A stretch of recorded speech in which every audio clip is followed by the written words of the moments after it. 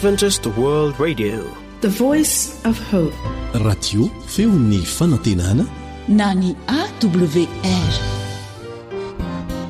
Izay manakoaniwa ny radio maneran-tany ilay feony fanantenany tondra tokiazava.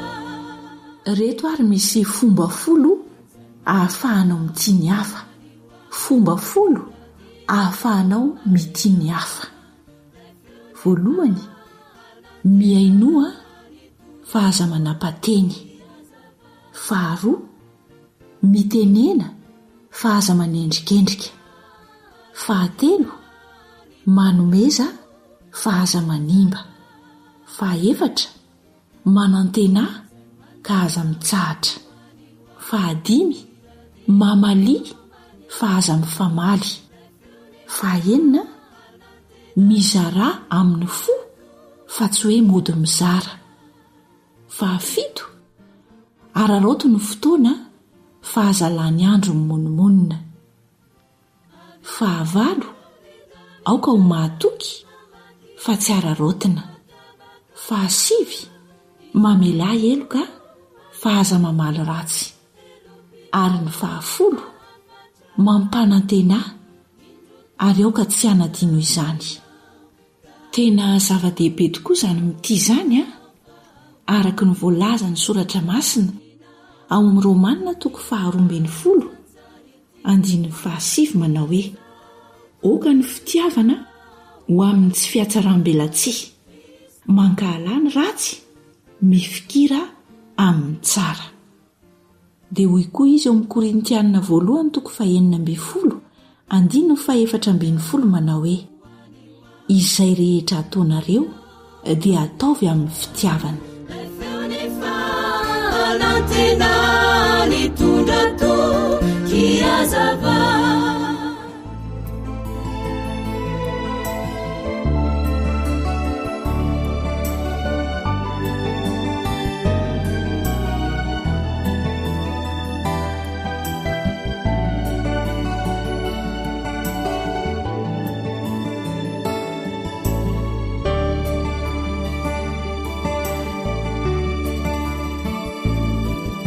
Fity tsy manapetra, tsy ny tsara natoetra no natolotrao.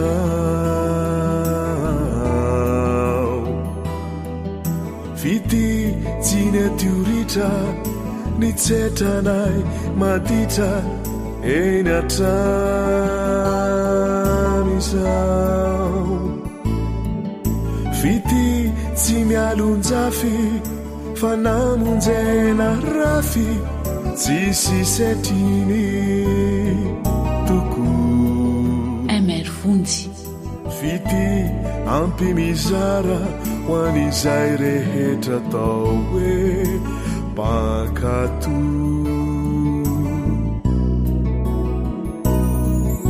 Fity mavesa-danja zay mampianjanja falemenako. Fity mahay mizara nametraka tantara tena mamy soa.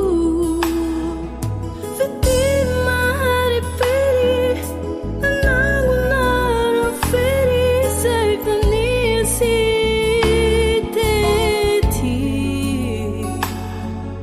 Fity nafony any may memponako tsy nitaky takalony.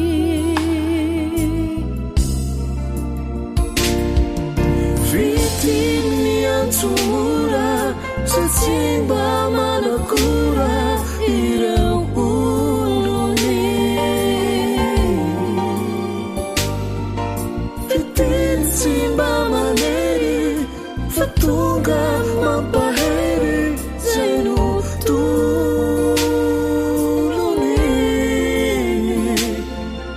Fity mpamindra fo kanefa saro piaroko aminy tindiny.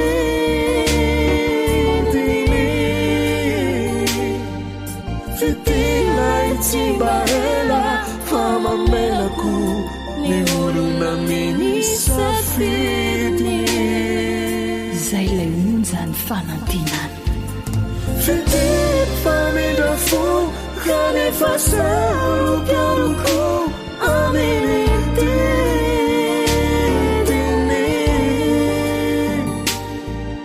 fitilay tsy mahela fa mamelako ny olona minisafidiny fitilay tsy mahela fa mamelako ny olona minisafidiny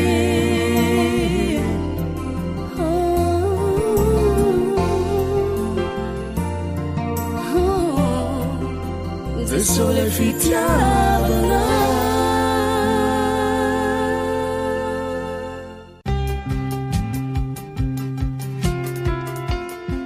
sakafo mahasoa mahasalama mahavelona atolotry ny feo fanantenana toy ny farilavavany ny fiarabana ka tsy mety ilany mamina noho izany dia fifaliana ho anay hatrany ny tafahoana aminao amin'ny alalan'izao fandaharana izao na manao fanja no hanolotra fomba fikarakarana sakafo anao eto miaraka amin'ny samma isahana ny lafin'ny teknika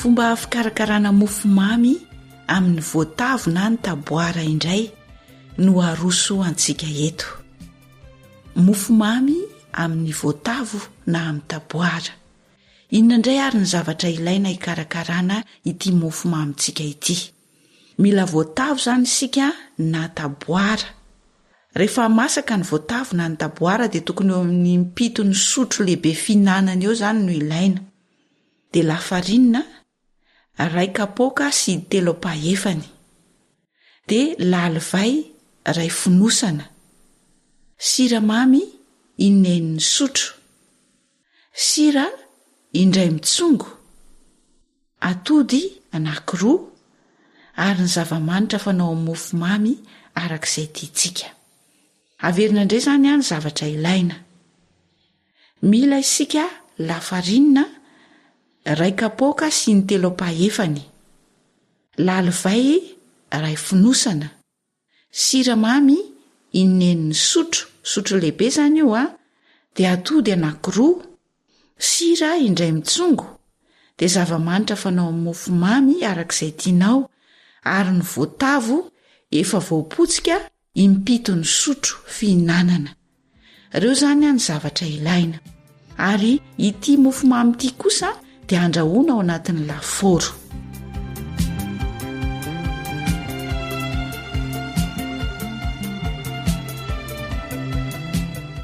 vonina ny zavatra rehetra andeha isika iroso amin'ny fikarakarana andrahoantsika ho masaka aloha zany ny voatavo rehefa masaka ny voatavo dia tsy ifina ny ranony mba tsy hisy rano anaraka zany ary dia potserina alemy tsara ka 7 sotro isika no ilaina amin'ity voatavo ity rehefa vita izay dia ampifangaroana amin'ny lafarinina ny lalivay ny siramamy ny atody ary ny sira indray mitsongo sy ny zava-manitra fanao amin'ny mofo ilay potsika voatavo efa nikarakaraintsika teo aloha rehefa voaharo tsara dia afanaintsika ny lafaoro afanaintsika mba azo afanana zany 10 minitra mialoha eo dia avy eo hosorana menaka ny lasitra fanao anatin'ny lafaoro na doberana menaka tsotra tsy maninona izay anaovanao azy dia rehefa vita izay dia araraka ao anatin'ilay lasitra ny koba efa nomanitsika teo aloha ka andrahoana ao anatin'ny lafaoro mafana mandritry ny 15 minitra ka hatramin'ny adiny 1 anoany zany ity mofo voatavontsika ity hitanao fa tsotra dia tsotra amin'ny fikarakarana azy nefa mampazoto homana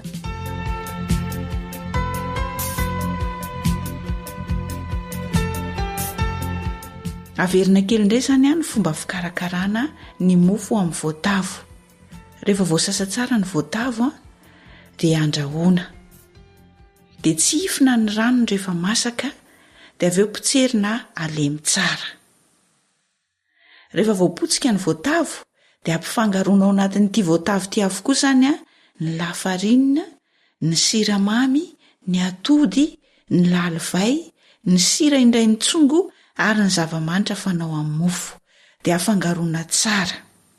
Efa nafanaitsika meloa ny lafaoro tetsi-andaniny dia alaina ny lasitra dia hosorana dobera na menaka tsotra tsy maninona dia avy eo araraka ao anatin'io lasitra io ny koba izay efa nomantsika tery aloha.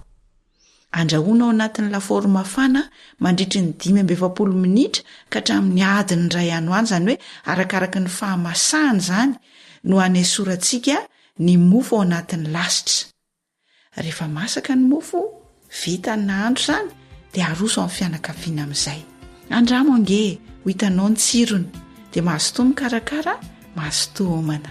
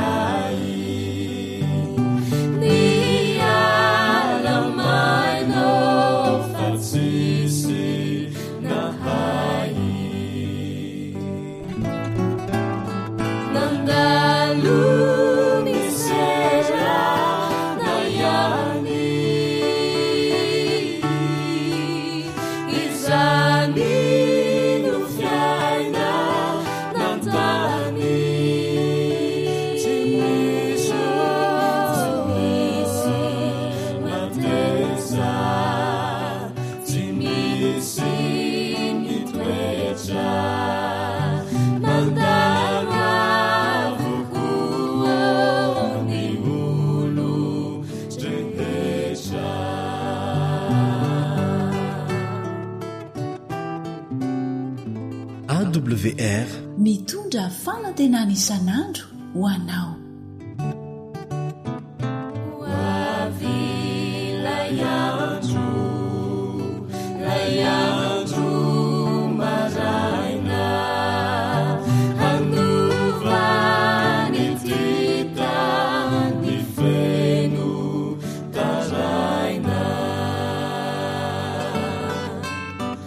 Amor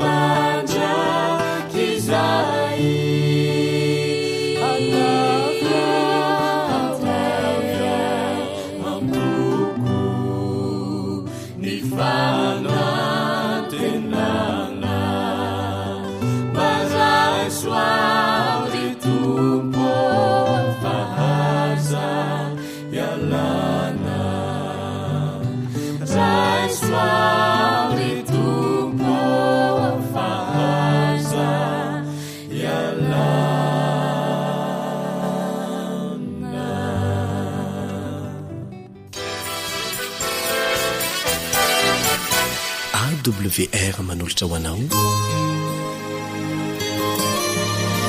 Ilay feo fanantenana.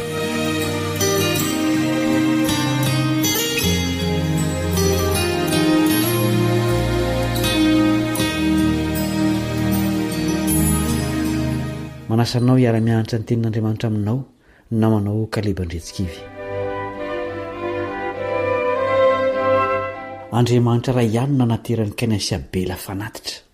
Nankasitrahany ny Abela, saingy tsy nankasitrahany kosa ny any Kaina. Voarakitra ao amin'ny Genesis 4:7-5 izany tantara izany.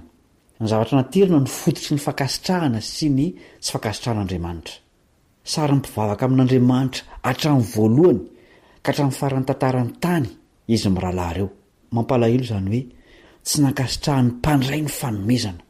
Inona ary ny fanomezana avy amintsika izay azo antoka fa ankasitrahan'Andriamanitra? Andeha isika hivavaka alohan'ny tadiavana ny valin'io fanontaniana io ao amin'ny tenin'Andriamanitra.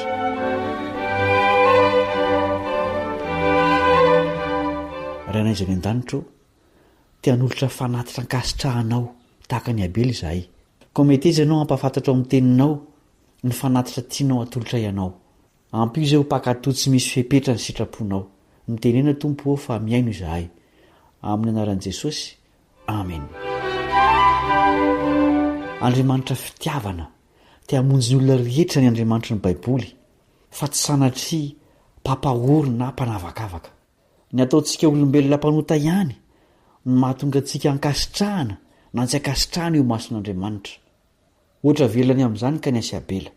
Raha vakiana tsotra fotsiny ny tantaran'izy mirahalahy, dia tonga ho azy ny fanontaniana hoe nahoana ny tsy nankasitrahan'Andriamanitra ny any Kaina, nefa mba misy vidiny ihany ny vokatry ny tany nateriny.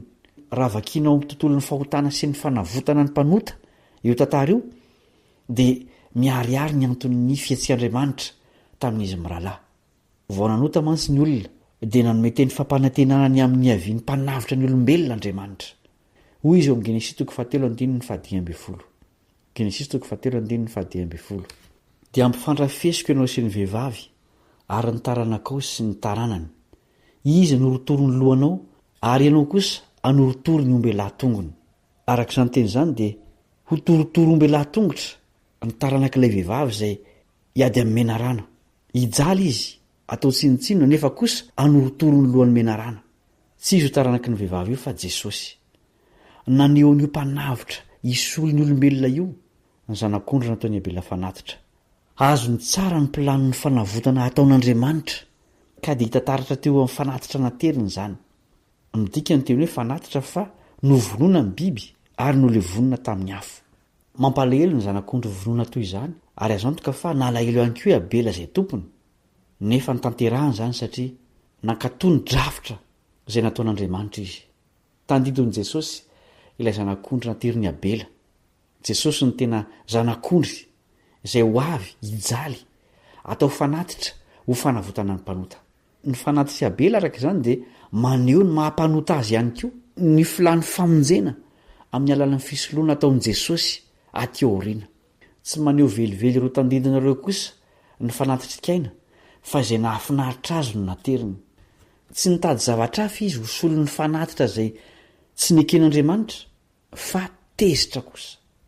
Izao no lazay ny 5. Genesis 4:4-5. Genesis 4:4-5.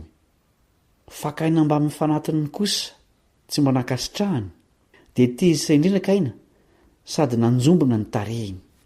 Tsy vitany hoe tezitra izy fa novonoiny Abela. 5.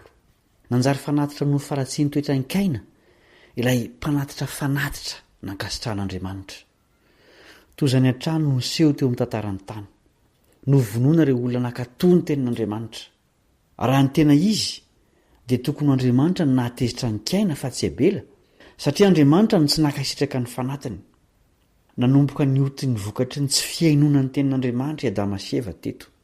Izay fiainona izay no fanatitra voalohany indrindra. Hoy Solomona no Mpitoloteny 4:7-7. Mpitoloteny 4:7-7.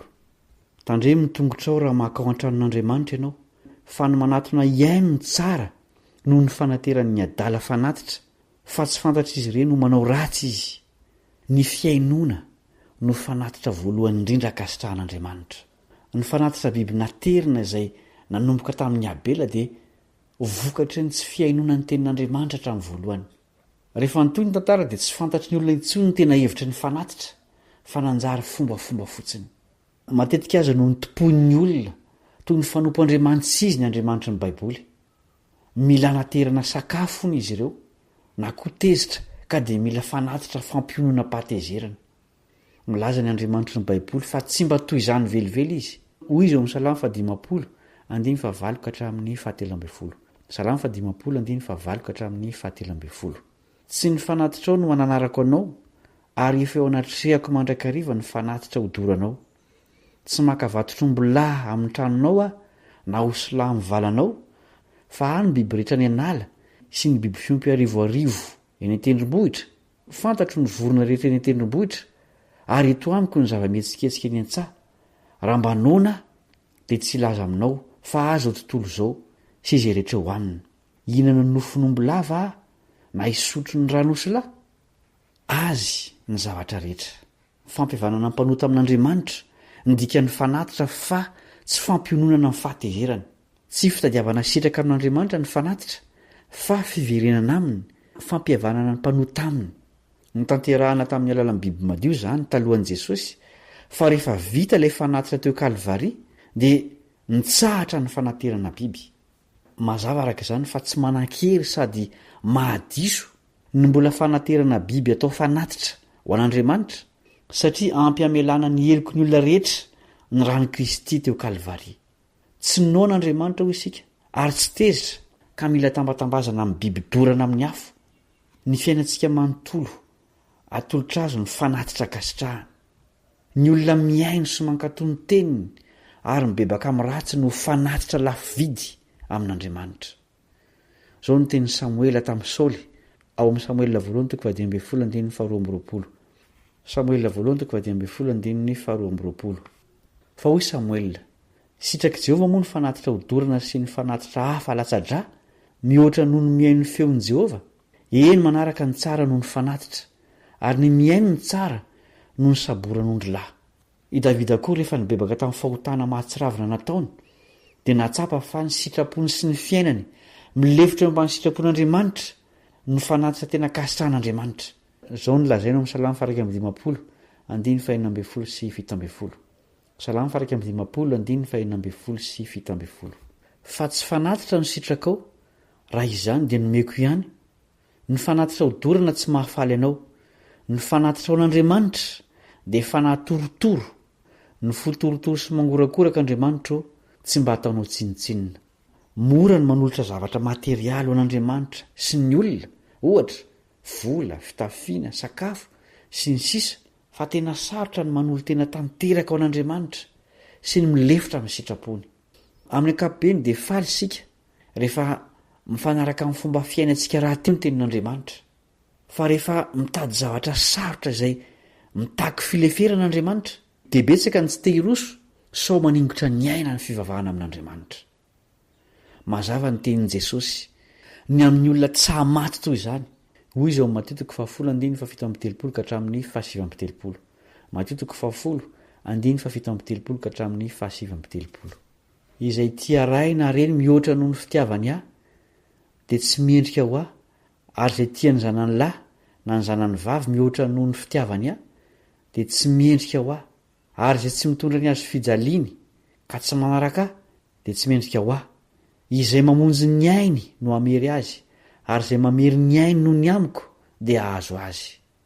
Ny famonjenantsika dia tsy ny fanatitra Jesosy irery ihany fa ny fanatitra atolotsika ihany koa. Hoy ny apôstôly Paoly ho an'ny kristianina tao Roma sy ho an'ny kristianina rehetra. Romanina 12:1-2. Romanina 12:1-2.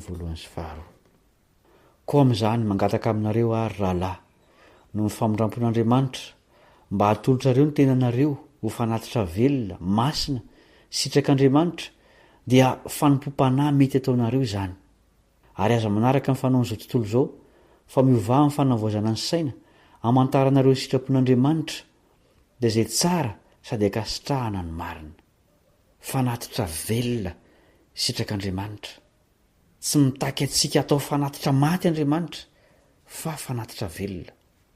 Izany hoe olona velona maty amin'izaho sy ny sitrapony ny sitrak'Andriamanitra. Izay le atao hoe maty ny amin'ny ota. Ny apôstôly Paoly dia mibaiko ny kristiana mba hamono io olona taloha io. Hoy izy ao amin'ny Kolosiana 7:7. Koa vonoy ny momba ny tenanareo izay ety an-tany dia fijangajangana, falotona, firetam-po, fanirian-dratsy ary fieremana dia fanompoan-tsampy izany. Raha atao amin'ny teny tokana ny fanatitra avy amintsika izay azo antoka fa sitrak'Andriamanitra dia ny fiverenantsika ho eo aminy amin'ny alalan'ny fibebahana. Mahafaly ny lanitra izany fanomezana izany. Hoy Jesosy ao amin'ny Lioka 12:10. Lazaiko aminareo fa misy fifaliana toy izany eo anatrehan'ny anjelin'Andriamanitra ny amin'ny mpanota iray izay mibebaka. Tsy mahafinaritra ve izany hoe noho ny fanapaka-hevitro hiala amin'ny ratsy dia misy fifaliana ny an-danitra? Andesika andeha amin'ny lalan'ny fibebahana sy ny fileferana amin'ny sitrapon'Andriamanitra fa izany ny fanatitra kasitrahan'ny lanitra. Ivavaka isika. Ranay izay ny an-danitro, ampio izahay hanolotra ny tenanay ho fanatitra velona masina fa izany no ankasitrahanao. Misaotra satria tsy mitaky zavatra lafo vidy avy aminay ianao fa ny fiainanay sy ny sitraponay no tadiavinao. Tario amin'ny lalan'ny fibebahana izahay mba ho nisan'ireo mitondra fifaliana ny an-danitra ka rehefa ho avy Jesosy dia hiara-paly amin'ny mandritra ny mandrakizay izahay. Amin'ny anarany no angatahanay izany vavaka izany. Amen.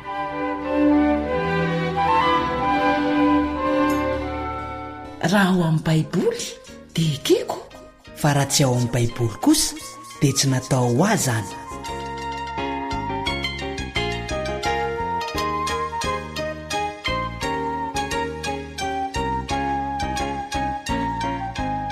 Antoko-pihira ranomasina fitaratra Edosy.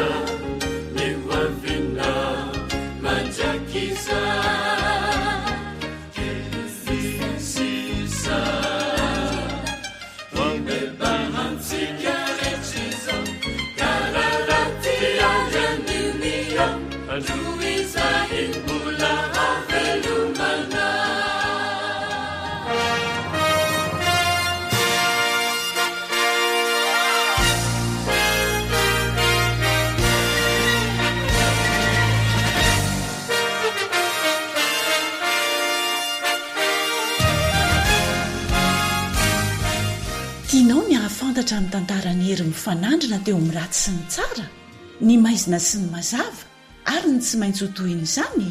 Tsy maintsy mpandray anjara amin'izany zaho sy ianao, na fantatrao izany na tsy.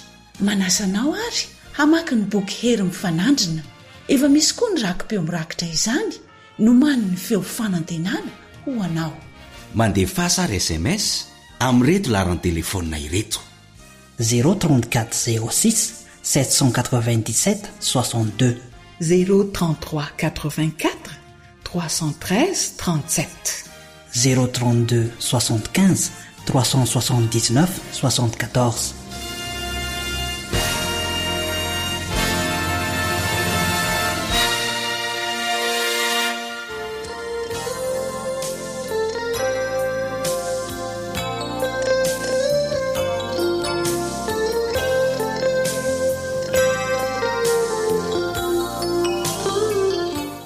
rindram-peo sy tononkalo fandaharana vokarin'ny radio adventiste maneran-tany. Tolotra am-pifaliana ny arahaba sy fanasana feno anao hanaraka hatramin'ny farany rindram-peo sy tononkalo izay avelanay hanovozanao hery eto amin'ny onjam-peon'ny feon'ny fanantenana. Ny mpanoratra André Rakotondranaivo sy ny tarika ambasadora Lalao Derabako Harlala no hisarika ny saintsika hisaintsaina fiainana hafa azo antoka akoatr'ireo fiainana eto izao ankafizo ary.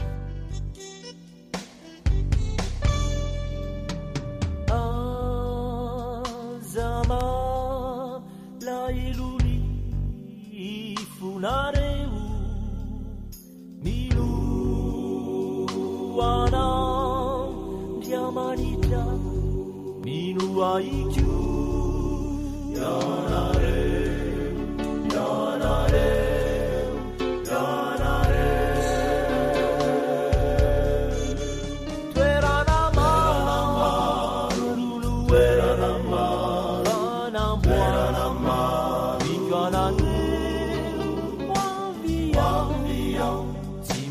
Wavi anda yana wanya miku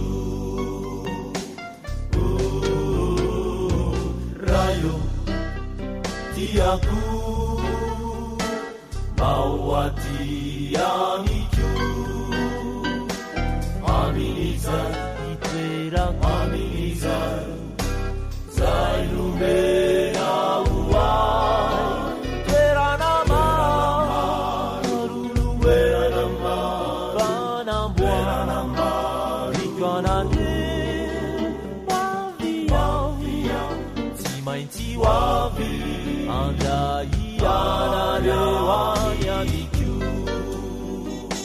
zay lay onjany fanantenana.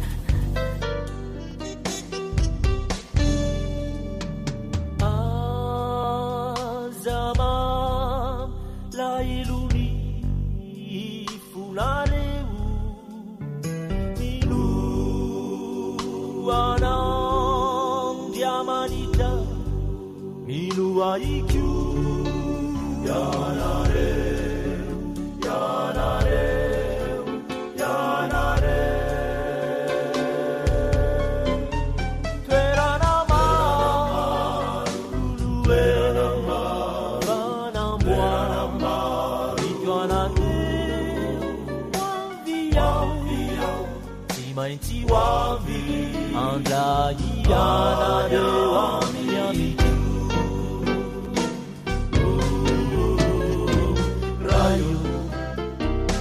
aku awati amiku aminiza itera aminiza zainume na uai teranama luluenama fanambuanama ituanane waviau timainti wavi yanare wamiamiku rayo tiaku awati amiku aminiza itera aminiza zainume na uai tveranama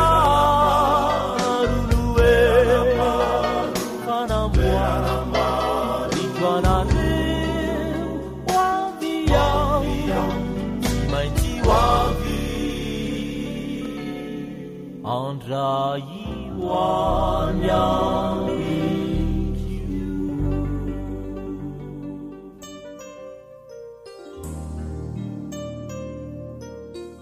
fandresena.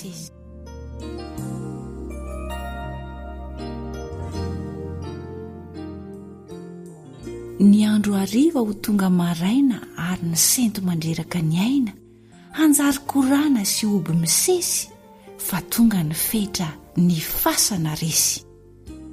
ny tany hamoaka ny babony ela hatramin'ny kely tsy azo ny avela ary ny biby masika andoha tsy maintsy hamoaka ny azany koa. io ranomasina izay fantatrao tsy maintsy handoatra ny rembony tao rehefa miantso ny feon'ny mpapakatra ny marina manko tsy maintsy hiakatra. hitsenan'ny tompo eo andrahona ambony ka tsy ho voazo ny fasany intsony anjely alikisa no momba hatreny ilay mpampahory tsy mba hoeny ary ny ratsy dia angasiasy fa lasa ny marina tsy nisy tasy efa niaritra raby sy Yesu nanompon'ny tompo tsy ny angesongeso korariny raha natsangany indray andovan'ny lanitra mandrakizay ary ho valon'ireo fisasarako ny tena kokoa mba miandry ny anjarako.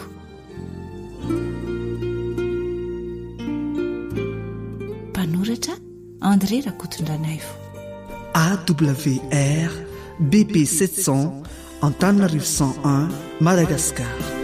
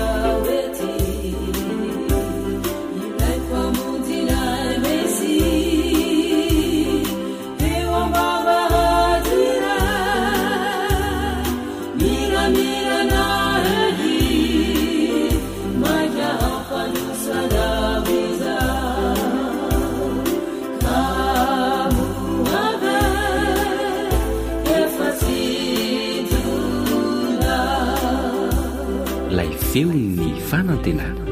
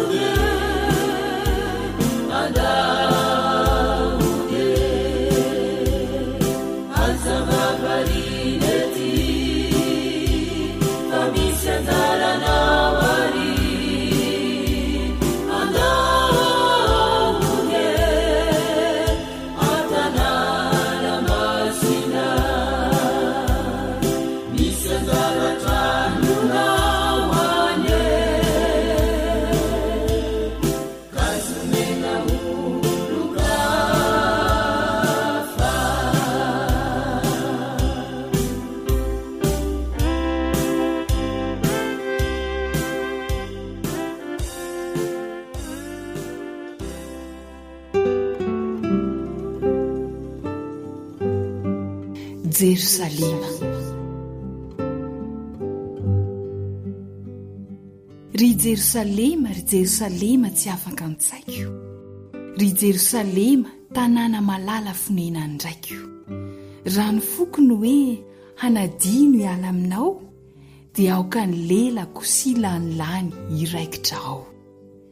Kokalokaloko maraintsy ariva ilay jerosalema, fa mamiko loatra tsy manan-tsahala tsy misy kilema. Ny endrony soa mamiratra lava dia vitako sary, toy ny masoandro ao tampony lofa mibaribary.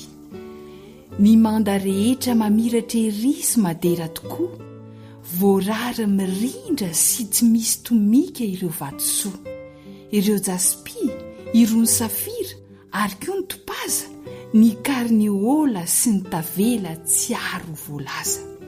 Ary ny trano manjelatra fatratra mahavariana, dia tena kanto tsy mbola fahita na oviana na oviana.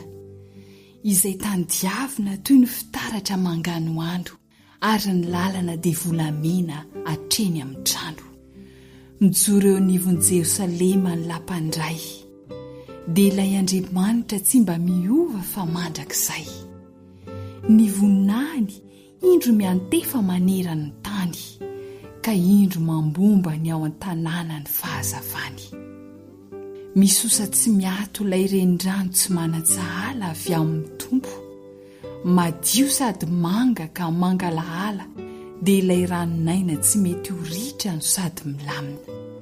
Ny tenako izay mitanisan'izany no nanjary-manina. Manitra sady mamelana trano ireo voninkazo karazany maro mifanolosolo, tsy mety malazo. Ireo voankazo tsy lany amamina dia azo anaparana, na lokony meva na fofony koa manome hasambarana. Ry Jerosalema, ry Jerosalema, ry vohitra tiako, mamiko izany iona aminao ry lay fifaliako. Ko aza vela hiala tom-poko ilay endrikao, tairo matetika so manadino ka lasa mandao. Mpanoratra André Rakotondranaivo.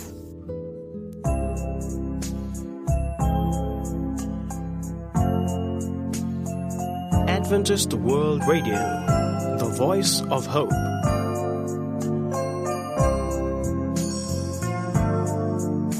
Hitazako sahady zao lay tanàna kanto re, mamirapiratra zavana lehibe. Zany lalana mankany tsinjoko eto ihany koa, fa feno loza sy tomany ratrako. Ekeko fa tsy mora re miandiny lalanao, fantatro fa mafitoko sy sarotra. Nefa sitraky ny foko ny anaradianao, Jeso malalo tanorety ondrinao. Tompotia o tantano tsy vilino izahay, mba tsy ho kivy na oreraka ety. Eo aminao ireriany tompo ono tokina, lasitrakao de hotody izahay.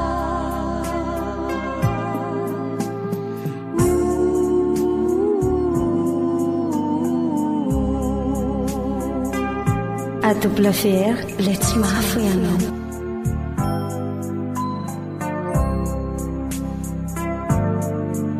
Tsy hoela kely sisy zao de ho avy Jeso ty, hanangona ireo voafidy ny tety.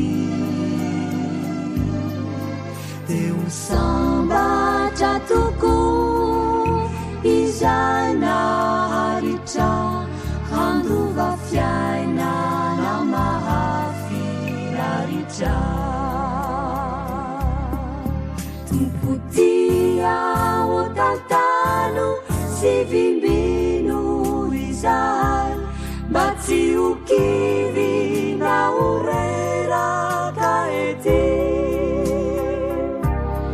eo aminao ireriany tompoano tokinay raha sitrakao de hotody izay tompotia otantano sy vimbino izay mba tsy hokivy na horeraka ety eo aminao ireriany tompoano tokinay raha sitrakao de hotody izay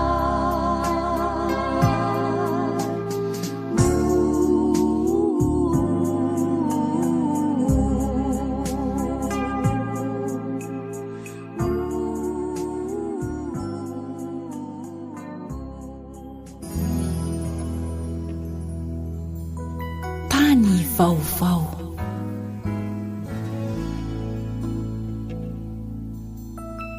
Anoany misy toerana mihery manirery mampahery tsara bika tena kanto tsara voatra masindoatra any ankoatra tsy mba misy olon-dratsy izay mpandrava fa mazava lalandava ao firaisana fitiavana tsy miofo no miampofo izany nofo ao ny liona zazakely no miaraka mifanaraka tsy misaraka ka mitety ampifaliana ny tanànany Kanana tsy mba ana ny ambodisy zanak'ondry miaradia mifankadisy mifangia tsy misy tombo sy ala manoloana feofoana ny fitokoana ny lalambe fizorana ny volamena ka arena sesehena ny reny rano misonenika milamina mahamanina ratazanina mangano ano aoka izany to fitaratra miraratra ny taratra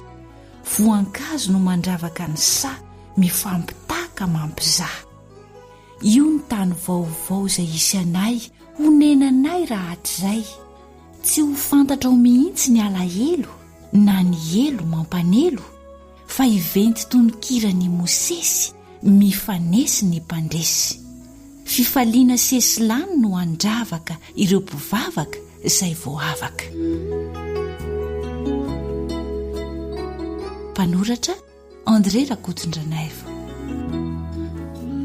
Azoko atao azonao atao indrindra 100 ny ho tonga amin'izany paradisa kanto izany raha irinao atoloro an' Jesosy ary ny fonao manomboka anio mino azy ary ity hira ho kalony tarika lalao ity no entinay mametraka ny mandrapitafa amin'ny manaraka indray namanao nary no ny kirakira ny vata maro-bokotra fanjaniaina nanatotosany rindra-peo sy tononkalo antsika teto tompony andraikitra Elion Andremitansoa. Andruan iriko indrindra Jesosy hoisan'ireo raisinao ary amin'izay hitsangana avy amin'ny vovoka ny anjelino ampiarinao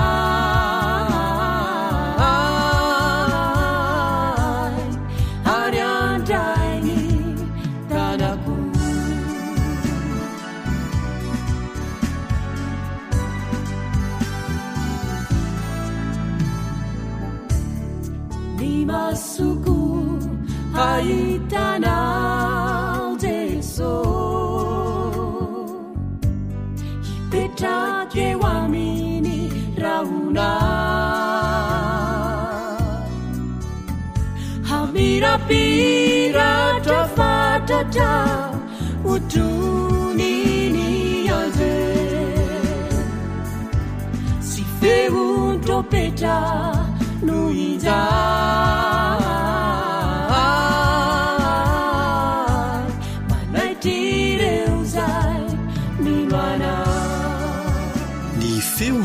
fanantenana BP 700 Antananarivo 101 Madagascar.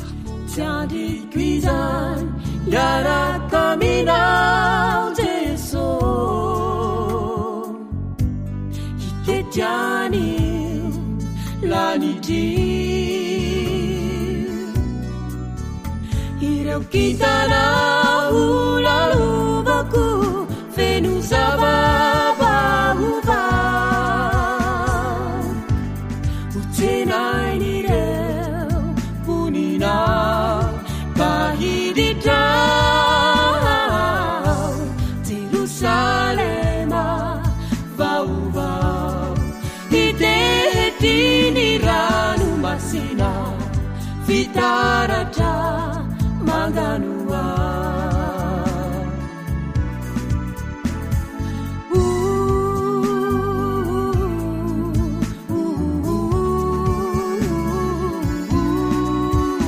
miandianawao Jesu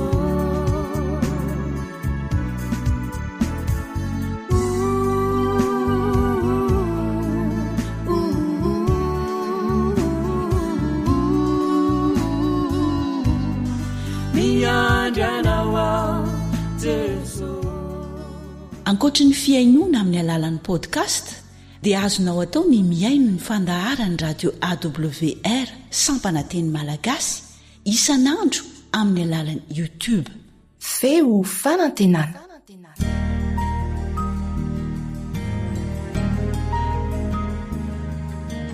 Faniteninao no fahamarinana. Taridalana manokana fianarana baiboly avoaka ny fiangonana advantista maneran-tany. Iarahanao amin'ny radio feo fanantenana.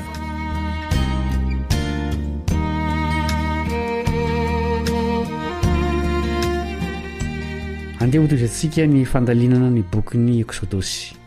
Ny lohatenin'ny fianarantsika io dia manao hoe mandehana ka manompo an'i Jehova. Miarahaba sady manasanao ahatratra amin'ny farany ny mpiara-mianatra aminao Kaliba Ndretsikivy.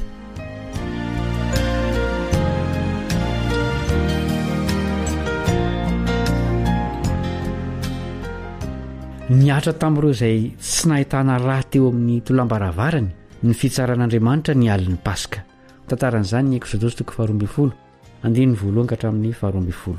Tsy nisy hafa niala tamin'izany na inona toerana ambony nisy azy, na fahalalana nananany, na saranga nisy azy, na alahy izy na vavy, na mily ny ankonana rehetra ny famaizana, hatramin'ny Farao ka hatramin'ireo andevo, eny fa na dia ny voalohany teraky ny biby aza. Latsaka mbovoka ny fireharehan'ny Egyptianina. Nanao fangatahana hafahafa Farao. Inona moa izany? Ary nahoana izy no nanome lalana ny zanak'Israely rehetra mba handeha? Andeovaka itsika ny Eksodosy 12 andiny faraka amin'ny 70 ka hatramin'ny 170. Eksodosy 12 andiny faraka amin'ny 70 ka hatramin'ny 170. Dia nampaka ny Mosesy sy Arona izy raha mbola alina ka nanao hoe mitsangana mialahy tao amin'ny vahoaka ko ianareo sy ny zanak'Israely ary mandehana ka manompo an'i Jehova araka ny lazainareo. Ary ny ondry amanosinareo sy ny ombinareo dia entiko araka izay efa nilazainareo ka mandehana fa mba tsofo rano aho. Dia nandodona ny olona ny Egyptianina ka nampandeha azy faingana hiala tamin'ny tany satria hoy izy maty avokoa izay rehetra. Dia nentin'ny olona ny koban'ny voalena raha tsy mbola voahisy masirasira sy ny viliany fanaova-mofo voafe ao amin'ny lambany teny antsorony. Ary ny zanak'Israely nanao araka ny tenin'i Mosesy ka nangataka firavaka volafotsy, firavaka volamena ary fitafiana tamin'ny Egyptianina. Ary nataon'i Jehova nahita fity teo mason'ny Egyptianina ny olona ka nomen'ireo azy izay nangatahany ka dia nofoanany ny Egyptianina. Manaitra ny nanampian'ny Farao izao fangatahany izao.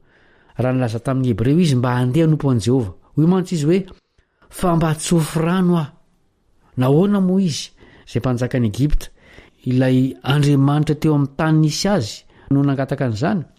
Takany hoe takany no ny farany ny herin'ilay Andriamanitra ny Hebreo ka te handre tombotsoa avy aminy izy. Ahoana nefa nitsofan'Andriamanitra rano azy? Raha toy izy miziriziry amin'ny fikomiana sy ny amafisakatoka ary ny fahotana sy ny avinavina, nanaiky ihany tokoa izy. Saingy tsy noho ny fileferana tamin'ny sitrapon'Andriamanitra tsikory, fa noho ny fahareseny. Tsy nibebaka izy arak'izay asehony zavatra ataony aoriana kely. Niriny fotsiny ny ampitsahatra ny fandravana izay nanimba ny fanjakana. Afa-baraky Farao ary teo anatrehany toe-javatra mahonena sy mampirikoditra nateraky ny loza ratsy indrindra no nanomezany lalana ny Israely hiala tao Egipta.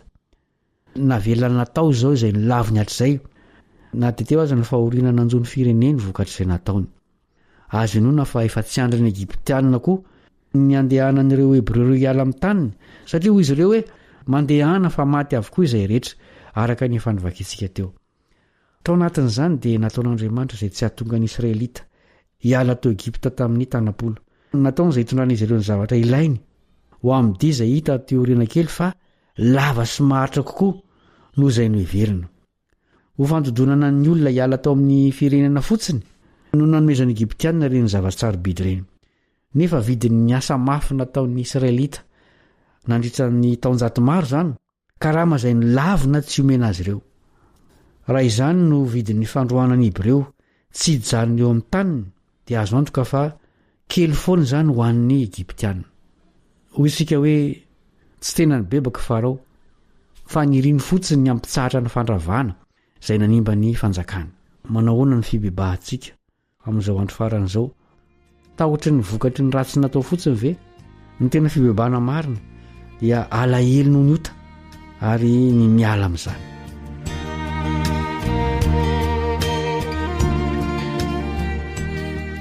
Izay no mamarana ny fiarahantsika mianatra androany.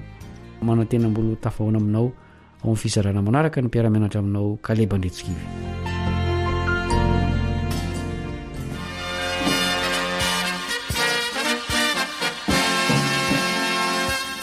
Adventist World Radio, The Voice of Hope.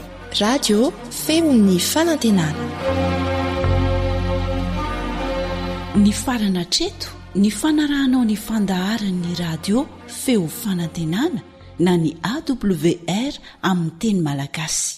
Azonao ataony mamerina miaino sy maka maimaim-pona ny fandaharana vokarinay amin'ny teny pirenena mihoatriny 100 amin'ny fotoana rehetra. Raisoaryn'ny adresy ahafahanao manao izany: awr.org na feofanantenana.org.